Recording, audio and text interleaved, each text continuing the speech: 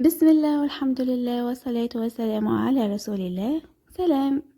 اليوم جبت لكم وصفة اللبنيز الأصلية الزبنية بكل أسرارها وبكل تفاصيلها وبدون أي إضافات.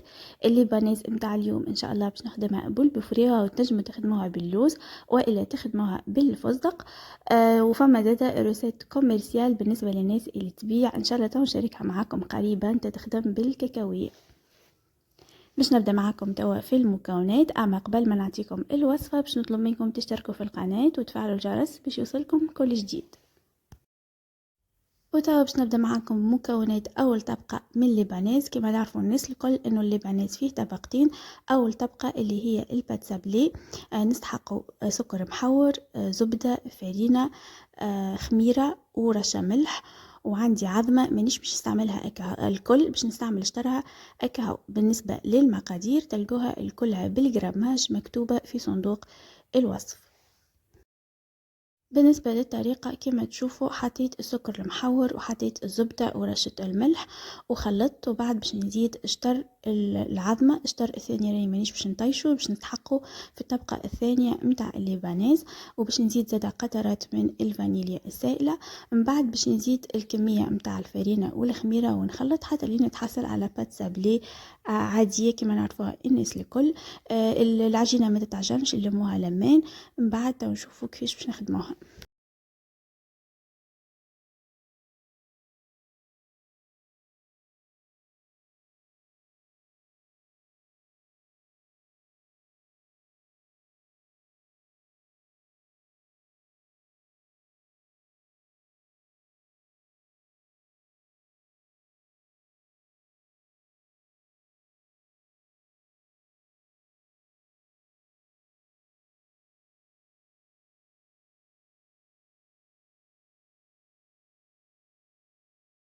البات متاعي حضرت كما تشوفوا القوام متاعها لازم تكون طريه.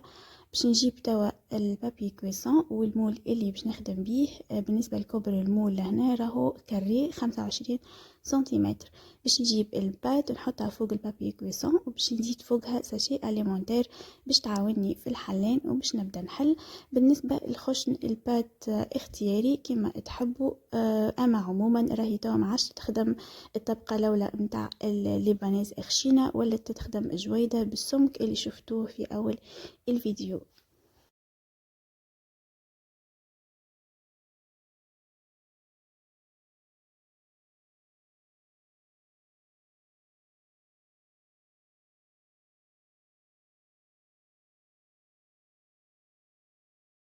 بعد ما حليت البات بالسمك اللي حشي بيه توا باش نجيب المول وباش نقص الزيت الكل وباش نجيب نقب البات متاعي باش نضمن انها ما تتنفخش بحكم انه فيها الخميره. وباش ندخلها للفور 180 درجه يشعل من فوق ومن لمده ما بين 5 حتى 10 دقائق. ما يلزمش البات متاعنا تحمار، جوست تشد روحها ونخرجوها.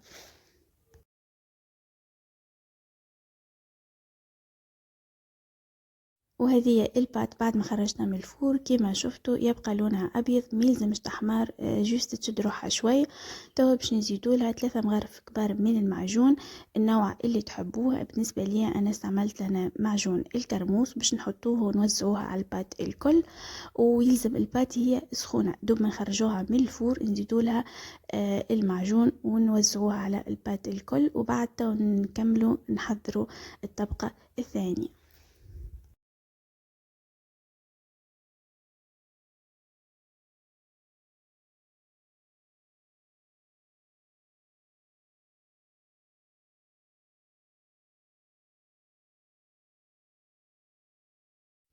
توا باش نبدا معاكم في الطبقة الثانية. عندي لهنا 250 جرام من البسكوي البرحي، 100 جرام بفريوة مكوشة ومهروشة، عندي 20 جرام سكر وبغرفة صغيرة خميرة، عندي 3 عظمات وشطر العظمة اللي خليناه من الطبقة الأولى، وعندي زاد عظمة أخرى باش نشوف نستحق نزيد عن بعد وإلا لا.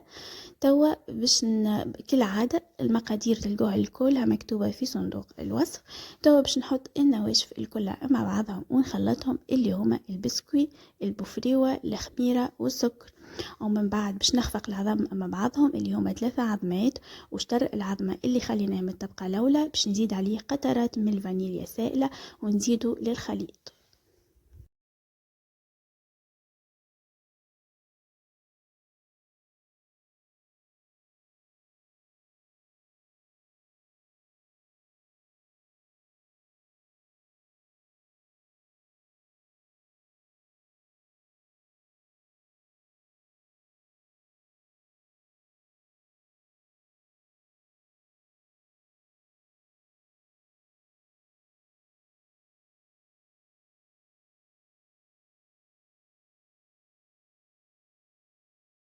توا الخليط متاعي مازال شايح، دونك باش نزيدو العظمة اللي خليتها باللول، وباش نخلط الخليط ما يلزمش يكون شايح وزادا ما يلزمش يكون جاري برشا. ومن بعد باش نصب الخليط متاعي على البات سابلي اللي طيبناها وزيدنا لها المعجون وندخلوها للفور. الفور يشعل من فوق المولوطة 180 درجة لمدة 20 دقيقة حتى لين تحمر اللبناز من فوق.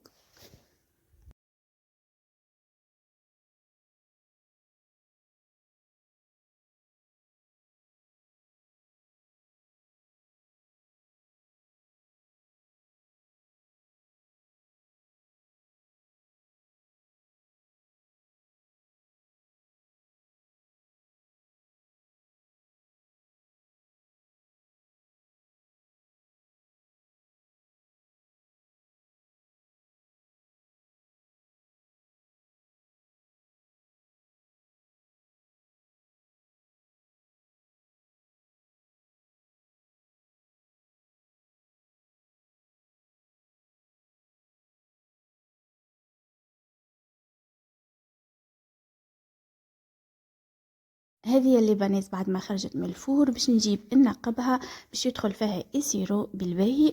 بالنسبة للسيرو عملت 250 جرام سكر عليهم 125 جرام ماء ومغرفة صغيرة قارص.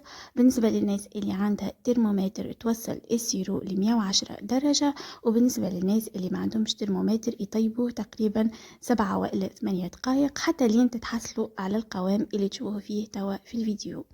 السيرو يلزم يكون بارد واللبناز يلزم تكون سخونة. الكمية اللي تحصلت عليها من السيرو الكل صبيته على اللبناز، وحسب الاختيار راهو فما ناس تحبها مشحرة برشا وفما ناس تحبها مستحبة. بالنسبة للكونتيتي اللي عطيتها لكم توا تجيب لكم لبناز مستحبة. إذا تحبوها مشحرة برشا تنجموا تضاعفوا الكمية متاع السيرو. كما نخلي لكم زاد رابط السيرو في صندوق الوصف تفرجوا فيه. توا بعد ما صبيت الكمية كاملة متاع السيرو باش نجيب نزين الوجه متاع اللبناز بشوية بفريوة مهروشة.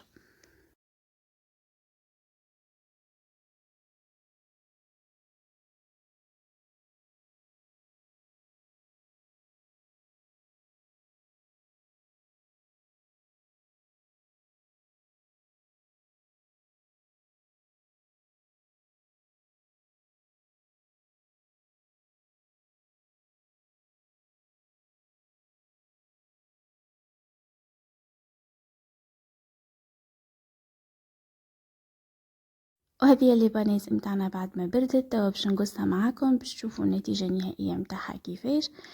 ان شاء الله تكون وصفة اليوم عجبتكم وان شاء الله تجربوها وان شاء الله نكون عاونتكم. توا ما بقالي باش نقول لكم كان لا تنسوني من صالح دعائكم، والسلام عليكم ورحمة الله وبركاته.